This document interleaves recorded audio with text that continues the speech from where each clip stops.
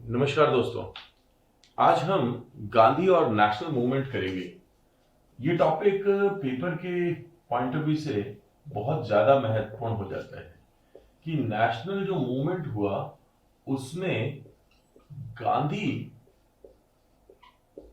का रोल, और फिर क्योंकि गांधी का रोल था तो गांधी का ऑल ओवर जो दर्शन है और बाकी सारी चीजें, इसको हम देखेंगे 6 सेक्शंस में। तो इसमें जो सबसे पहले हम कवर करेंगे वो है गांधी की अर्ली लाइफ।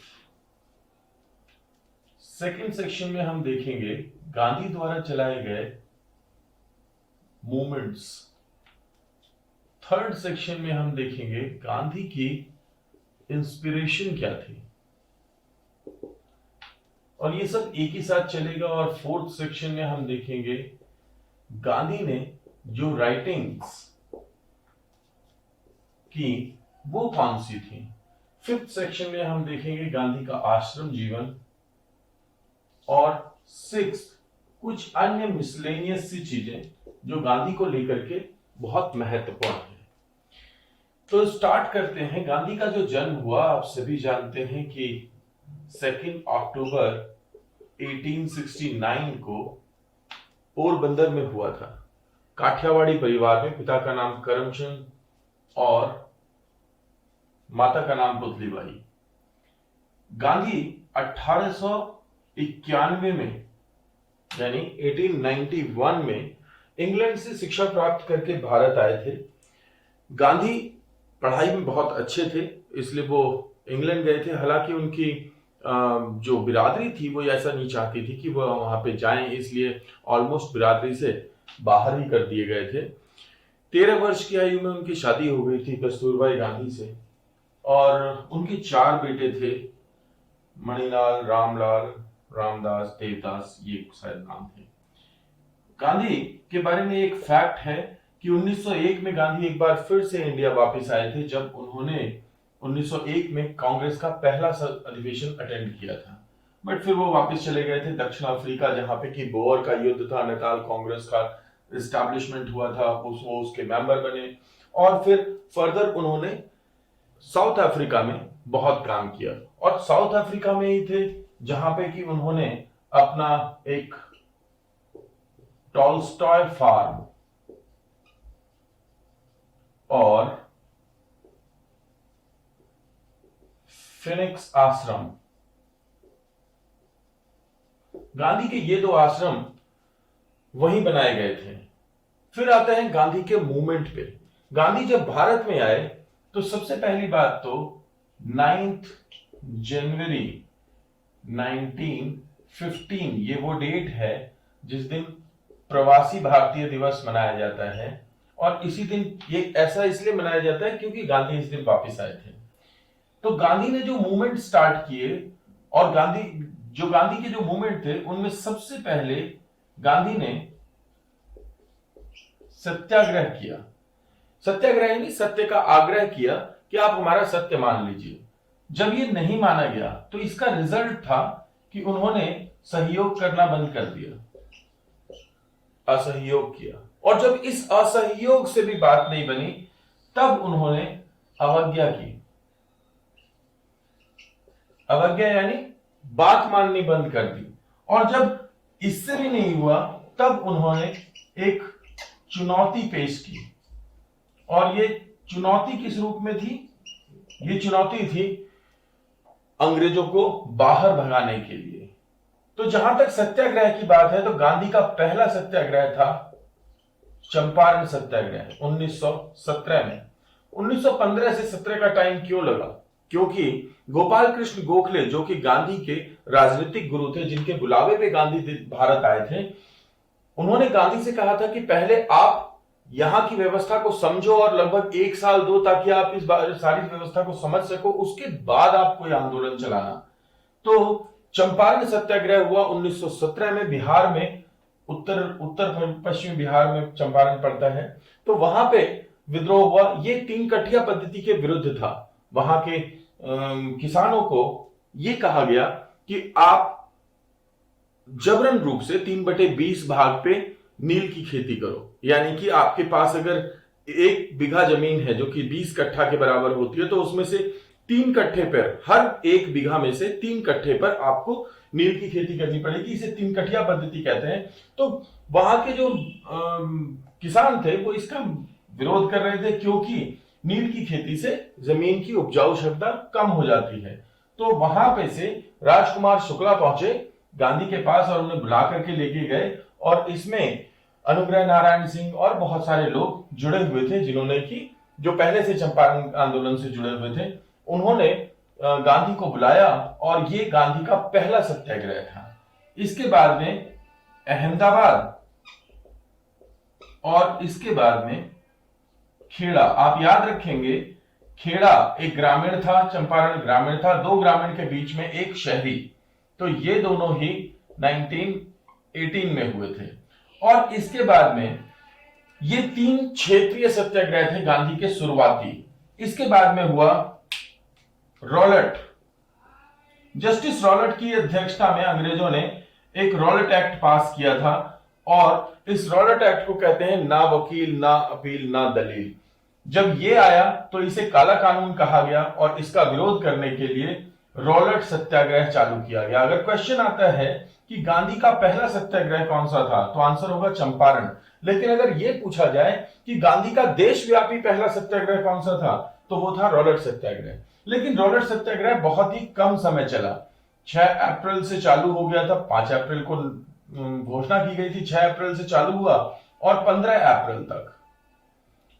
अप्रैल को ये समाप्त भी हो गया था। इसके बाद चला असहयोग आंदोलन, जो कि 1920 से लेकर के और 22 तक चला, और चौरी चौरा की घटना थी जिसके कारण ये समाप्त हो गया।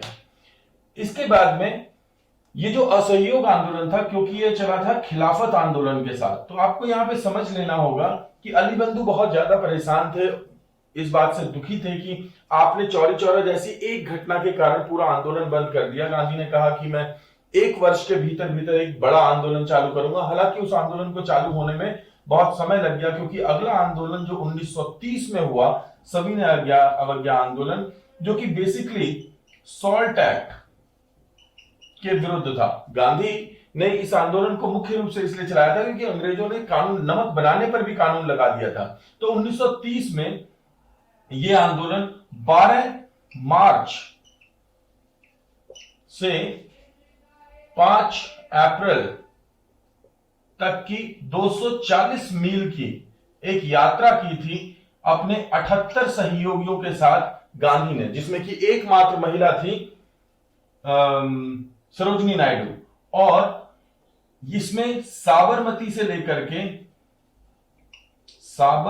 लेकर के और दांडी तक यात्रा की गई थी। याद रखने वाली बात यह है कि जो साबरमती से जहां से चालू की गई थी वो था साबरमती आश्रम, और यही साबरमती आश्रम था जो पहले तक कहा जाता था सत्याग्रह आश्रम।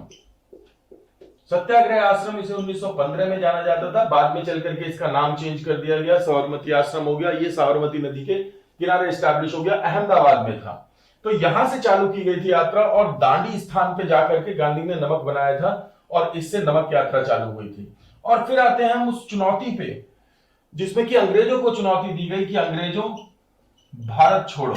ये फाइनल अटैक था गांधी का, और भारतीयों को कहा करो या मरो। तो करो या मरो का नारा इस एक्ट में दिया, इस आंदोलन में दिया गया था, भारत छोड़ो आंदोलन में। जो हुआ 8 अगस्त 1942, मुंबई का अगस्त क्रांति मैदान, जहां से कि इसकी शुरुआत हुई थी। हालांकि ओवरनाइट ही सारे नेताओं को बंद कर दिया गया था, द्वितीय श्रेणी के नेताओं ने इस आंदोलन को चलाया था, लेकिन ये गांधी का फाइनल अटैक था। इस प्रोसेस में गांधी ने एक दर्शन लागू किया।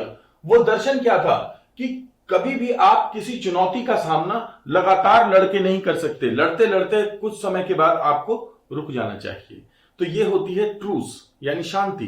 फिर स्ट्रगल, फिर से संघर्ष कीजिए, और संघर्ष करते करते जैसे एक लोहे को अगर आपको आकार देना हो तो गर्म करके चोट कीजिए, फिर ठंडा कीजिए, फिर गर्म करके चोट कीजिए, और इस तरीके से हर प्रहार के बाद थोड़ा आराम लेना चाहिए। ये एक प्रोसेस था, ये एक स्ट्रैटेजी थी। जहां तक बात करें गांधी के सत्याग्रह की, तो इसकी इंस्पिरेशन मुख्य रूप से गांधी को गीता से थी। आप गांधी की भागवत गीता को समझ सकते हैं, उसके अंदर ये बात विशेष रूप से दी गई है कि सत्याग्रह किस प्रकार से, कि अगर कुछ सत्य है तो उससे पीछे मत जाओ।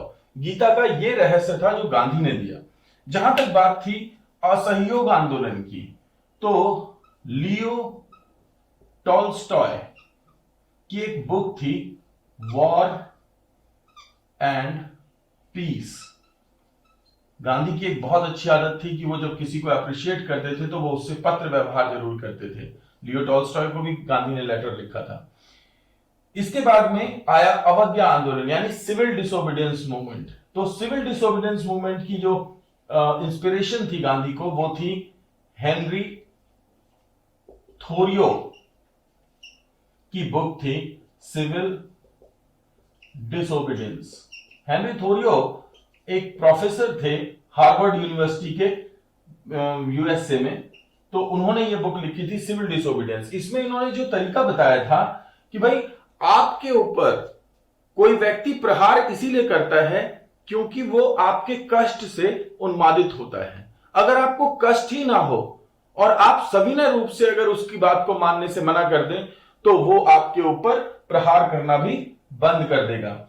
इसके अलावा गांधी के बारे में एक चीज और याद रखिएगा, एक चौथी बुक है जिसको आप याद रखें, वो है जॉन रस्किन की। जॉन रस्किन ने एक पुस्तक लिखी थी unto the last. I hope यहां तक नजर आ रहा होगा। तो जॉन रस्किन ने एक बुक लिखी थी अनटू द लास्ट। यहीं से गांधी का सर्वोदय का विचार आता है। सर्वोदय एक विचारधारा है जो, जैसे कि विनोबा भावे ने अंत्योदय विचारधारा दी थी, क्योंकि विनोबा भावे, बाबा आमटे, ये सब गांधी से बहुत ज्यादा प्रभावित थे। तो ये 4 बुक्स आप याद रखिएगा। गीता का प्रभाव था गांधी पे, लियो टॉल्स्टॉय की बुक वॉर एंड पीस का, सिविल डिसोबीडियंस मूवमेंट चलाने के लिए हेनरी थोरियो की बुक का। तो ये वेरी इंपॉर्टेंट। इसके बाद फिर गांधी ने केवल पढ़ा नहीं लोगों को, केवल इंस्पायर नहीं, खुद इंस्पायर नहीं हुए, बल्कि लोगों को इंस्पायर करने के लिए भी उन्होंने बहुत कुछ लिखा। जिसमें कि अगर हम बात करें इंडियन ओपिनियन की, या फिर इंडियन ओपिनियन, हरिजन और नवजीवन, ये वो पत्रिकाएं थी जो गांधी ने प्रकाशित की। इसके अलावा Hind Swaraj, my experiments with truth, ये अन्य कुछ बुक्स थी जो गांधी ने लिखी। गांधी का जो जीवन था उसका दर्शन आपको इन किताबों में आसानी से मिल सकता है। Gandhi was a born scientist.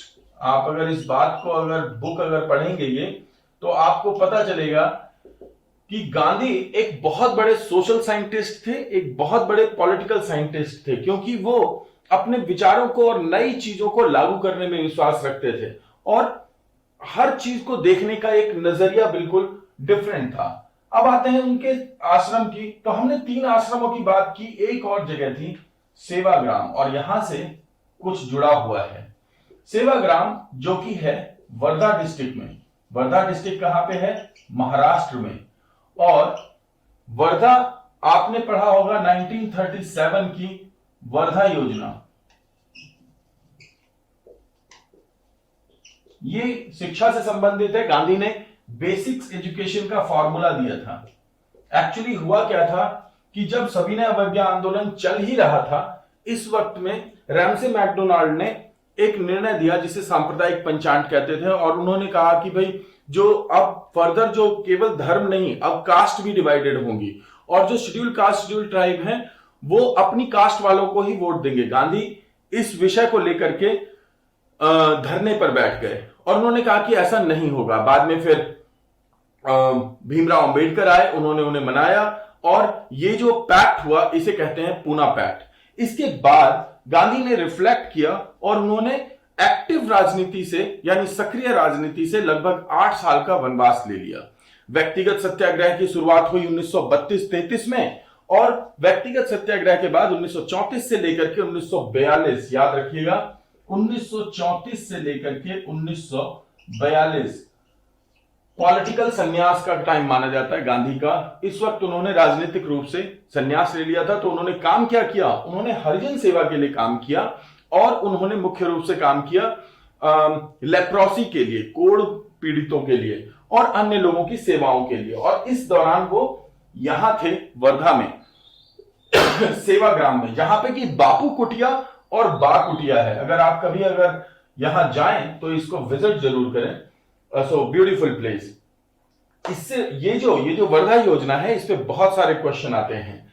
तो इस वर्धा में ये जो योजना दी इन्होंने, इसके अनुसार इस एजुकेशन को उन्होंने बोला बेसिक एजुकेशन, जिसमें उन्होंने क्या कहा, जिसमें उन्होंने कहा कि व्यक्ति की माइंड, बॉडी एंड स्पिरिट को हाई होना चाहिए।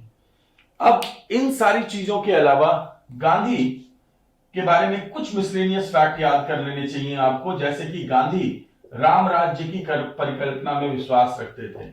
यानी कि गांधी का जो राज्य के प्रति जो थॉट था वो था अराजकतावादी। वो मानते थे कि सभी को आजाद छोड़ देना चाहिए और हर व्यक्ति को अपनी नैतिकता के अनुसार कार्य करना चाहिए। सेकेंड इंपॉर्टेंट चीज, गांधी न्यास के सिद्धांत में विश्वास करते थे। अब गांधी का न्यास सिद्धांत है क्या? गांधी का न्यास सिद्धांत है कि हर पैसे वाला व्यक्ति अगर एक गरीब की अगर सहायता करे तो कोई भी गरीब नहीं रहेगा। नेक्स्ट, गांधी SSI में विश्वास करते थे कि स्मॉल स्केल इंडस्ट्रीज होनी चाहिए, यानी लघु कुटीर उद्योग होने चाहिए, जो कि भारतीय संविधान में आर्टिकल 43 में कवर किया गया है। गांधी कहते थे कि स्मॉल स्केल इंडस्ट्रीज होनी चाहिए, लार्ज स्केल इंडस्ट्रीज केवल उसी क्षेत्र में होनी चाहिए जिस क्षेत्र में स्मॉल स्केल इंडस्ट्री से उत्पादन ना हो सके। इसके अलावा गांधी थे जिन्होंने गुरुदेव की संज्ञा दी थी, किसे? रविंद्रनाथ टैगोर को। और रविंद्रनाथ टैगोर ने महात्मा कहा था गांधी को। इसके अलावा राष्ट्रपिता की जो संज्ञा थी वो सुभाष चंद्र बोस ने दी थी गांधी को। इसके अतिरिक्त गांधी थे जिन्होंने कि 1924 में बेलगांव में गांधी ने कांग्रेस की अध्यक्षता की थी और ये एकमात्र अधिवेशन था जो गांधी ने अध्यक्षता की थी। 1922 में गांधी ने भारतीय संविधान की मांग की थी कि ये जो संविधान का जो निर्माण होगा वो भारतीयों द्वारा स्वयं होगा। इस बात की बात 1922 में गांधी द्वारा की गई थी। इसके अलावा 1948 में 1869 में पैदा हुए थे, 1948 में Gandhi died 30th of January. इसको शहीद दिवस कहा जाता है। तो आप इसे शहीद दिवस को याद रखिएगा। नाथुराम गॉडसे ने गोली मार करके गांधी जी की हत्या कर दी थी और इसे शहीद दिवस कहा जाता है। अब हम इससे जुड़े हुए कुछ प्रश्न करेंगे जो कि आपको जांच करने में आसानी होगी कि किस तरीके से आपको गांधी समझ में आया है या नहीं आया है, जिसके लिए आपको वीडियो उपलब्ध हो जाएगी।